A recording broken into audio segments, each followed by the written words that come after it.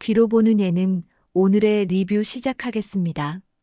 오늘은 미운 우리 새끼 470화.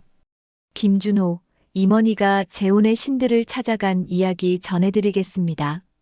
지난 7월 김지민과 결혼한 김준호는 신혼생활이 너무 행복한 와중에 아직 혼자 지내는 임원희가 괜히 안타깝게 느껴졌는데요. 그래서 고민 끝에 준비한 것은 바로 임원희의 결혼을 위해 사부님들을 모셨다는 설정이었습니다. 그 사부님들이 누구냐 하면 바로 재혼계의 전설 같은 세 사람, 개그맨 엄영수, 배우 박영규, 가수 편승엽이었습니다. 김준호는 이 세 사람을 두고 재혼계의 3대 천왕입니다라고 소개했는데요. 가요계의 편승엽은 삼혼, 개그계의 엄용수는 삼혼, 연기계의 박영규는 사혼을 기록해 도합 10혼의 경력을 자랑한다며 그야말로 재혼의 신들, 경험치가 남다른 사부님들이라고 강조했습니다. 이야기는 자연스럽게 편승엽의 근황으로 흘러갔는데요. 2007년에 세 번째 이혼하셨는데 지금도 혹시 혼자 계신 겁니까? 라고 김준호가 물었고, 그러자 편승엽은 네 번째 와이프가 있다고 밝혔는데 알고 보니 2010년에 다시 식을 올려 벌써 15년 차라고 말하며 아내는 초혼, 나이 차이는 2살 차이라고 덧붙였습니다. 그러면서 자랑할 건 아니라서 굳이 말 안 하고 지냈다고 말해 묘한 웃음을 자아냈는데요. 이렇게 도합 11번의 결혼을 경험한 재혼의 사부님들이 본격적으로 임원희에게 조언을 하기 시작했습니다. 먼저 박영규가 진지한 표정으로 임원희에게 물었습니다. 이혼한 지는 얼마나 됐어? 혼자 된 지 한 12년 정도 됐습니다. 그러자 박영규는 깊은 한숨과 함께 아니, 12년 동안 어떻게 혼자 살 수가 있냐며 진심으로 신기해했는데 임원희는 재혼을 못한 이유에 대해 재혼을 하더라도 과연 내가 잘 살 수 있을까? 그게 걱정돼서 아직 시작도 못하고 있다고 털어놓았습니다. 그런데 이 말을 듣고 있던 재혼의 신 세 사람에게는 놀라운 공통점이 하나 있었는데요. 모두 첫 번째 이혼 후 1년 만에 재혼을 했다는 점입니다. 도대체 어떻게 그렇게 빨리 재혼을 하게 된 겁니까? 이에 엄영수는 내가 재혼 시장에서 신뢰도가 높다. 이유는 위자료나 재산 분할을 단돈 10원도 안 깎고 법원에서 하라는 대로 다 했습니다.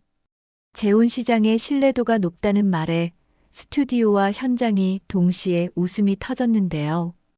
김준호도 자신의 경험을 꺼내며 김지민 씨가 원래는 후배였는데 어느 순간 여자로 보이기 시작했다.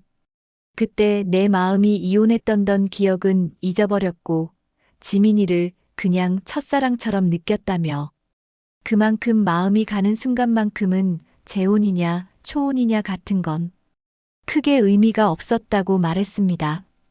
그리고는 김준호가 조금 더 현실적인 질문을 던졌는데요. 그럼 재혼을 할 때마다 결혼식은 다 올리셨습니까? 먼저 편승엽이 답했습니다. 저와 결혼한 분들이 초혼이었다. 그래서 남들 앞에서 자신감 있게 예쁘게 해주고 싶은 마음이 컸다 보니 결혼식은 하나하나 성대하게 올렸다. 하지만 이어지는 말이 또 한 번 웃음을 터뜨렸는데요. 그런데 지금 부인과는 결혼식을 안 올렸다.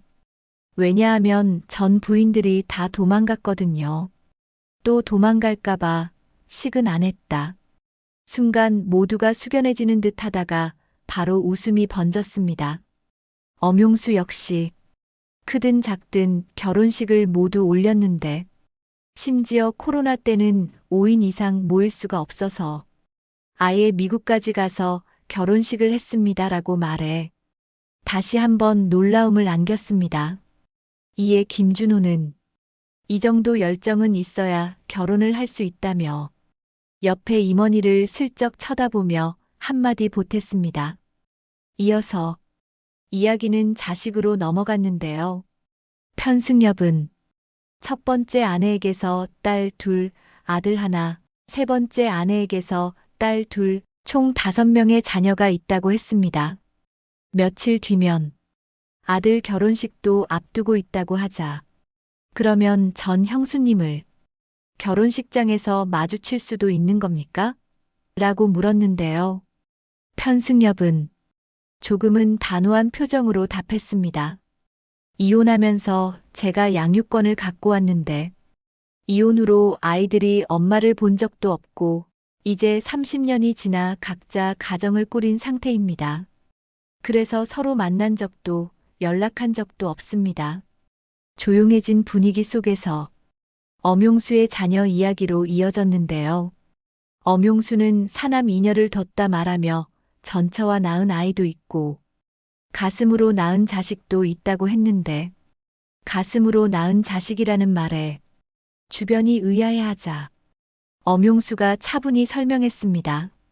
총각 시절 어머니 집에 새 들어 살던 부부가 있었는데 갑자기 잘못돼 아이들만 남게 됐고 그때 엄용수의 어머니가 저 아이들 내가 맡아주면 어떻겠냐고 권유를 했고 엄용수는 결국 아이들을 입양했다고 말했습니다. 그렇게 함께 자라온 아이들이 지금은 친가족보다도 더 가깝게 지내고 있으며 미혼인 상태로 어려운 선택을 했음에도 책임감으로 끝까지 지켜낸 모습이 대단하면서도 멋있게 느껴졌습니다. 재혼의 신들에게 궁금한 게 많은지 김준호의 질문이 이어졌는데요. 그렇다면 재혼에 성공한 비법 같은 건 없습니까? 편승엽은 노래방에서 노래를 불러준 적이 있다고 말하며 자기만의 매력을 보여주는 건 기본이라고 하자 김준호가 임원희에게 가만히 있으면 아무도 알아주지 않는다며 매력 발산을 하라고 말했습니다. 이때 박영규도 마음에 드는 사람이 없는지 물었는데 임원희는 또 이혼하게 될까봐 새로운 만남을 조심스럽게 생각하다 보니까 만나기가 더 어렵습니다. 라고 답했습니다.